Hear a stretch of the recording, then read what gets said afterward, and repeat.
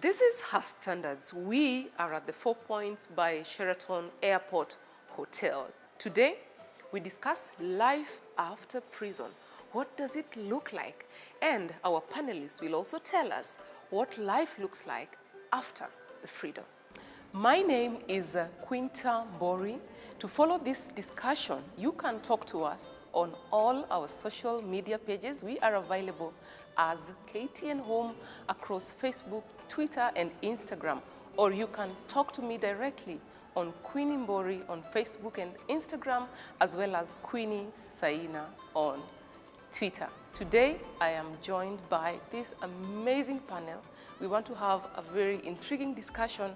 And without further ado, I'm just going to allow my beautiful panel, you look so lovely, to introduce themselves. So I will start with the, surprisingly, we are melanin equipped on this show today.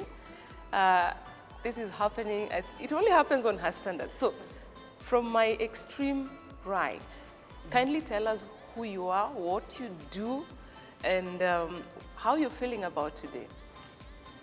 Yeah, I'm Sarah Odima. I work at Clean Start as a life coach, and I'm excited, looking forward. What do you do at Clean Start? I'm a life coach.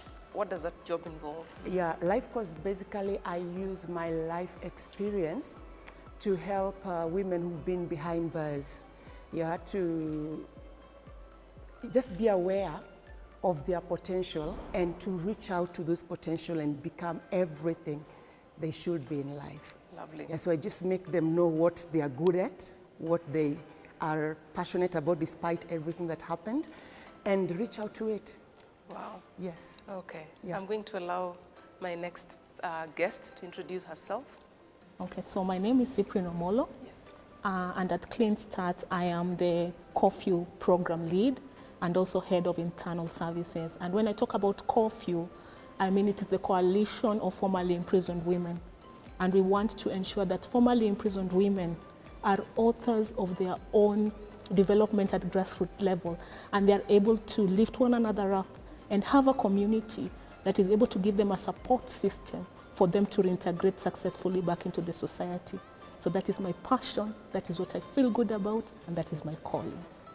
Thank you so much. You know, just as we had mentioned earlier, on today's discussion, we are talking about life after prison for women.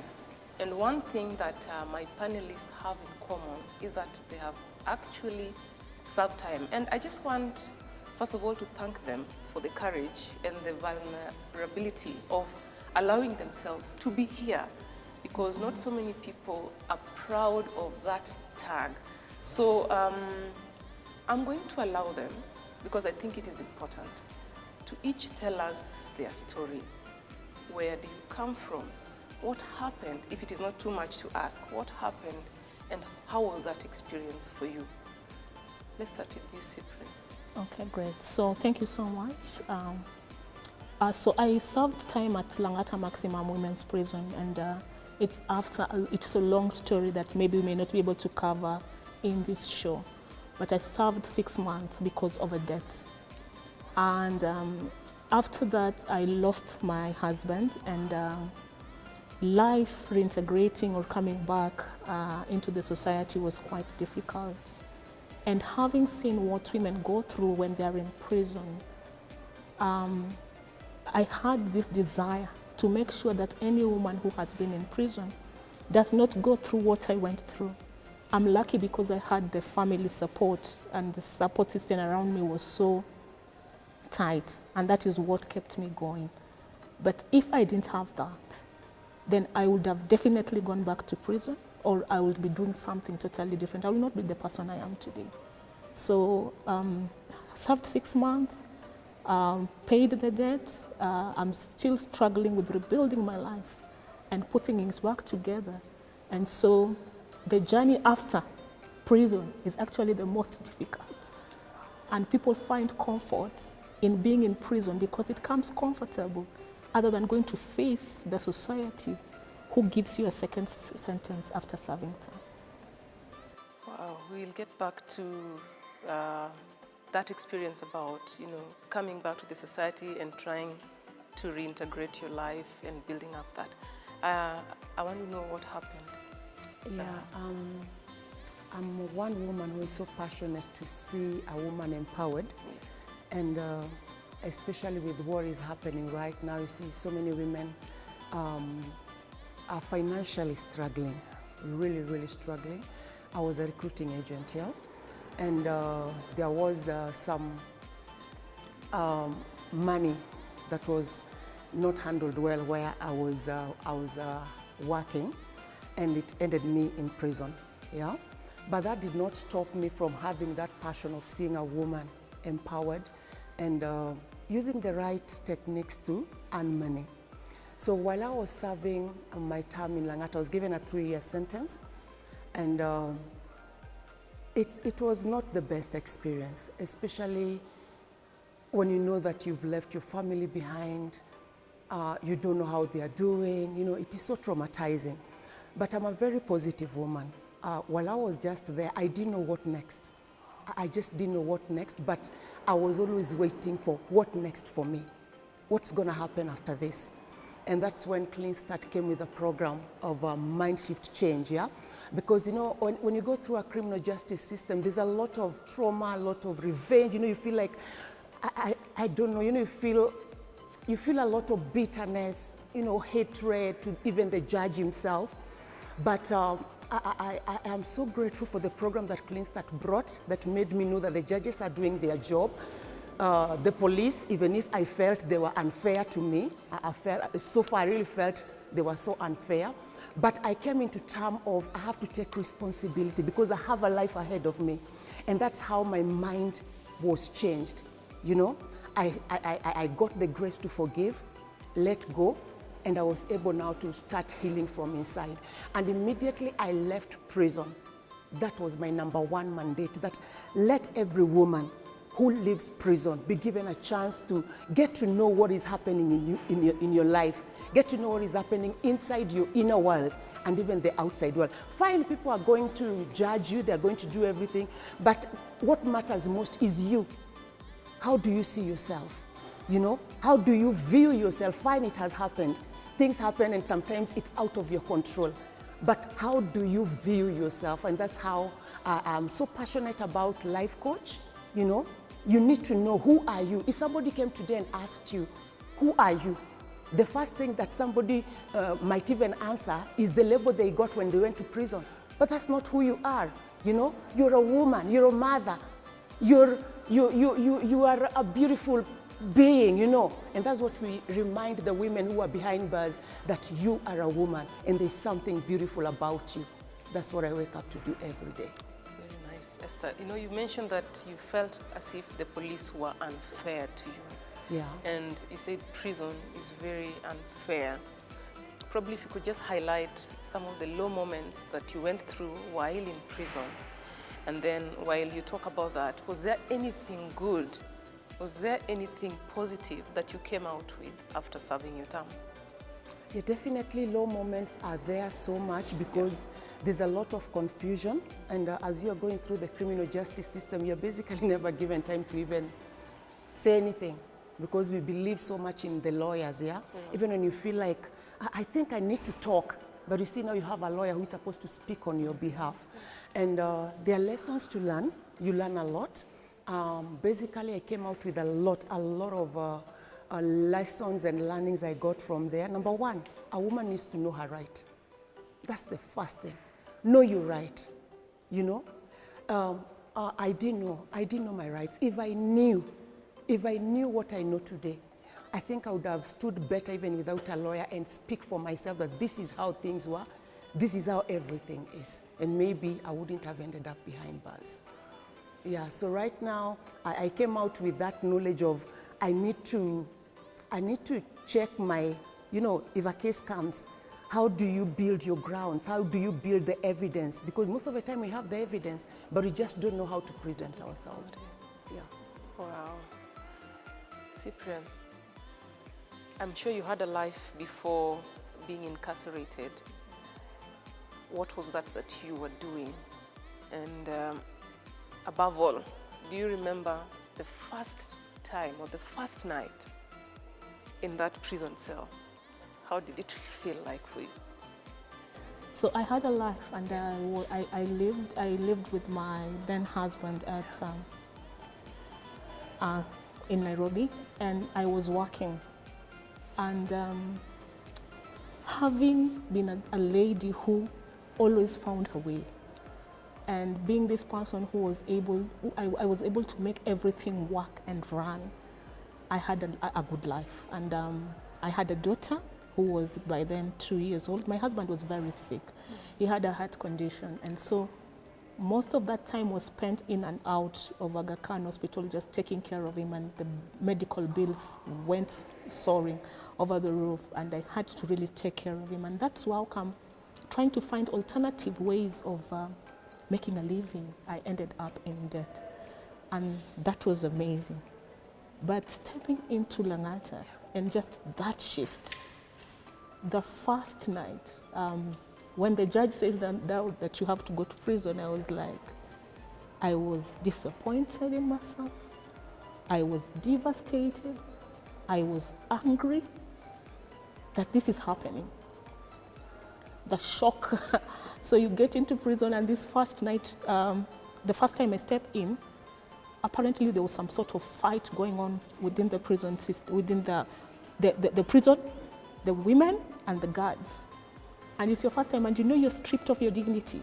So you are stripped of. Literally, you have to strip and be naked for you to be, for them to do the search. And this war breaks out, and this woman is new. This is a new environment, and you don't know where to go to. And so there are gunshots in the air. And as this is happening, I am new, I don't know. Every room is locked, so I'm outside. And that was dehumanizing. That was crazy for me. Just trying to find myself, and I think it has taken so much work and so much time to heal from that experience. And I went over Christmas, so the place was crowded. And I remember having to sleep under on, so we used to, because I was at the remand section, and we never slept, we never had, what is it called? There were no enough beds. The place is crowded. People are sleeping, 4 of them. So they put the 2 deckers together and you sleep, the 4 of you. But because there is no space, you have to sleep down. And this space is so small. So you're literally sleeping under the bed or under somebody else's bed. And so that was not interesting. And looking at that, and I was never convicted because my family came and helped me and supported me to clear that debt. But those 6 months, and being in the remand section, knowing that in the remand section, unless you are proactive and you want to do something, there is nothing you are doing for 24 hours.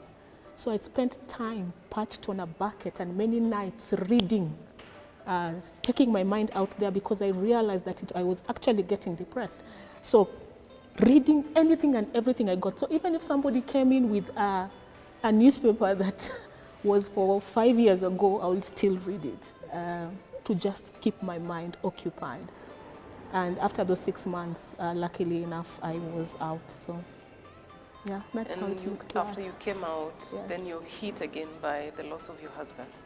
Then I'm hit again with this loss, and I'm trying to rebuild. So you've lost everything. So you're starting from negative. You're starting from literally negative.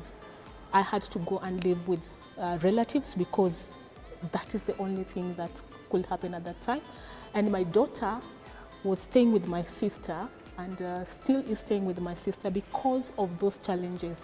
The challenge has been trying to get her back, because there is a bond that has been created this way. And the Lord has been so gracious that even after I left, He has put me in platforms and places that I will never believe that I would be. So I have traveled a lot since 2015, traveled a lot, gotten opportunities, and to be in places that, that most formerly imprisoned women have not been able to be. Yeah. Do you think that's a blessing in disguise? I am happy I went through that prison system. Because if I didn't go through that system, I would never know the other side or understand what women go through. And for me, I believe that because after that, I went for a leadership training in South Africa. I went to London. I got an opportunity to go for the Global Change Leaders.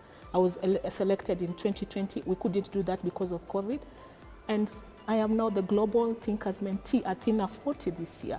So those are things that only came because of the experience I had and wanting to make a difference in the lives of women who are trying to rebuild, who are trying to get out of that trench, who are trying to just find somebody who can hold their hand. Women have left prison and committed suicide because they don't have that family support around them. You know, there's so much to talk about. Because I want to ask you about your child, I want to ask you about your family, but I'm going to go to Esther first.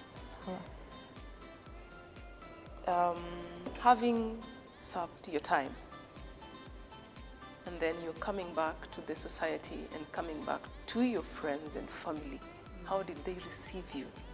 And did they visit you, or did they neglect you when you're behind bars? Did you ever feel hopeless? Did you ever feel let down? Okay, there's a certain myth or mindset that people have when somebody is taken behind bars. Yes. Okay, there are those people who felt, no, Sarah, no, there is a mistake somewhere. You know, because I'm not bragging, but you know, there's that time you've taken time to build, you know, a good name for yourself, and then this happens. But just like my colleague has said, I took it as a blessing in disguise. My friends came, my church members also came to see me. I had to be strong for myself first, because I knew this has found me, and I've got to be strong. No matter what is happening, or no matter what I feel, I've got to be positive. So the ones who would come to visit me in prison, they would go like, no, Sarah, I think God has a reason for you to be here, you know. Hear that statement, I think God has a reason. And you know, you're like, oh yeah, I think God has a reason. But if you asked me deep inside, I was really asking God a lot of questions. I was asking him so many questions, you see. But if you ask me today, I tell God, thank you, I went through that experience. Because I've become more deliberate about some things that I was not even concerned about. Yeah, like I told you, I am so passionate about being a life coach. I was not interested about my well-being. I mean, for what? Wake up in the morning, okay, go, you make sure you've eaten. But did you even take time to understand what is happening inside of you? To even just get to know that what triggers me and I get angry, you know, most of the time you don't even take care of that. You know, you're like, maisha tuendelee, let's continue with life. But out of that experience, I am so careful with even a negative thought in my mind, because I know what damage it can do to me if I dwell in anything negative. So I would say this was a blessing in disguise for me, because it has helped me to be so careful, so deliberate, so intentional about my wellness. Are you getting it? Yes. Yeah, nowadays I don't just, you see the way you just wake up in the morning, okay, let's go and pray, let's go do this. No. There's time for everything. And I am so, I plan myself that, okay, there's time for prayer, there's time to work, there's time to be with the family, there's time to go and exercise, there's time to eat. Which before, it's not a big deal. Yeah, I've come from work, you throw your shoes wherever you've thrown them, go look for tea and everything. But do you even have time to reflect about your life? Which that is what imprisonment did to me. Nowadays, I am so deliberate. I don't just get home and I go like, throw your shoes, look for whatever I can be able to eat. No, I come, I sit down, check myself. How was the day? How was everything? So how is my family? Is my emotions affecting them in any way? Or are we moving together? So it was a blessing in disguise. It was a blessing in disguise. Yes. Was there a point you looked at the prison environment and looked at your situation as better off than somebody else's? Are there people who are worse off in prison? You know, when you go to prison, there is nothing like somebody has done a bigger problem than yours. Yeah. You are all in Kungoro, you know. There's no like, Uliali, that person murdered, this person stole, this one was found lottery. Yes. You are all in that cage together. Equal. Yes. And after all, whom are you even trying to think that they are better than you? At the end of the day, you will have to be counted like everybody else. You will have to squat like whether you are the richest, you left your car parked out there, all of you are wafungwa. So you are all in the same level. There's nothing like somebody is better off. You are all equal, wafungwa. That is the name. Wow. Have you ever felt discriminated in any way? Because you bear that tag, I am an ex-inmate. Have you ever felt it? Even the flimsiest of it, everything is in the mind. It's in the mind. And like I told you, I've really worked on my mind. You know, the world doesn't care. You are in prison, so what? Let's see what you're going to do about yourself. That's what the world is all, that is what the world is interested about, you know? So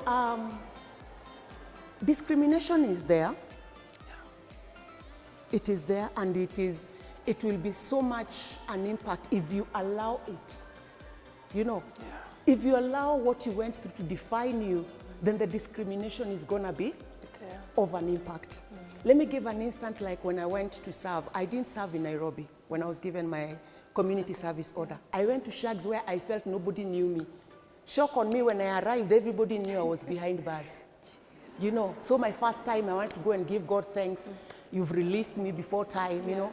And then they're like, and we want to invite the daughter of so-and-so whom was behind bars for 1 year and 4 months. Hey! I'm like, okay, I accept it. And so you walked up? Yes. What did you say? Yeah, I said, thank you so much, guys, for praying for me. Because that was not an easy journey. I was really, really grateful because somebody took their time to pray.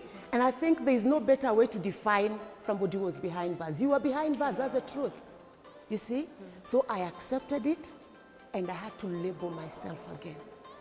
I told God, I'm going to get my label back. Because things do happen, yes, but I'm not going to be what I'm being defined. I'm going to be what I feel, and what I'm going to do from here is what matters. And that's what God has done. And I think there's a way that nature just responds to when you change your mindset and when you go for it. Nature somehow, I don't know how it happens, just responds back. We are about to take a short break, but Cyprine, you mentioned something about your daughter. Do you feel like there are certain sacrifices that you made while serving your time in prison, even if it was just a short time of 6 months? Yeah. Do you feel like you're paying for something? Like, does that play in your mind? Yeah. What happens is that I would have gladly gone to take her back and be with her, but this is a sacrifice because you just don't go and grab her, because people have taken time to take care of her as my daughter. People have paid a price to make sure that she was in school, and one of the best schools at that time, that her school fees was paid, that she was dressed, and I was not there. And so yes, I have gone, yes, I have served time. I feel like I have had to sacrifice and let her be in that space for now.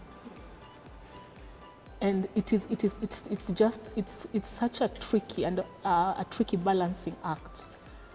And for most of the women who leave their children on the outside, some leave them even with people who you don't even know. Some get out and start looking for their children.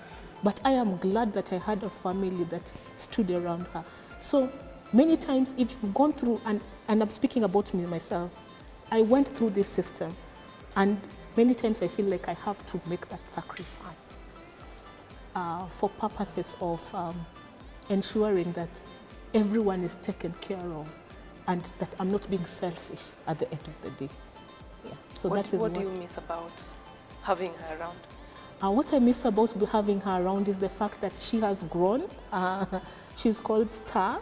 She has really grown, and when I was spending time with her this December, I was looking at her and saying, I really love the confidence that has come with how she was explaining things. And so I miss just seeing those milestones. Yeah, seeing those milestones of how she has grown, of who she's turning to be. Yeah. Well, if you're just joining us, this is Her Standards. We are having a very heavy conversation. The thing about issues that affect us as women is some discussions are very difficult. Some conversations are very difficult to have, but that doesn't mean that we cannot talk about them.